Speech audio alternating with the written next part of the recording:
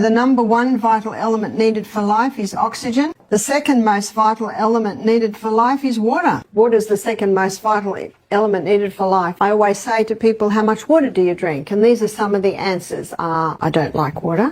If I drink water, my feet swell. If I drink water, I'm going to the bathroom all day. Those last two answers tell me that the water's not getting inside the cell. So how do we get the water inside the cell? We have to go to the third most vital element needed for life, and that is sodium. The fourth most vital element needed for life is potassium. So let's go back to sodium. In nature, we find the highest amount of sodium in seawater, and seawater contains 92 minerals. Of those 92 minerals, approximately 30% is sodium, and of those 92 minerals, approximately 50% is chloride. Now, because sodium chloride take up the most amount, they're the first crystals formed when the water is evaporated. So what man does is he scoops up the first crystals formed, he bleaches them white, puts aluminium with it so that it runs freely, and there's your table salt. Table salt is a dangerous, because we now have two very harsh minerals that if you were to inject both of those into the blood, you would die. There's two harsh minerals and they need all the other 90 to soften them and balance them. The highest concentration of mineral inside the cell is potassium. The highest concentration outside the cell is sodium. And in this bilayered membrane that is around every cell, there are sodium-potassium pumps. And these sodium-potassium pumps are ever going like this, maintaining the balance between potassium and sodium. But when someone's not eating enough fruits and vegetables, and that's where you get most of your potassium, and they're putting table salt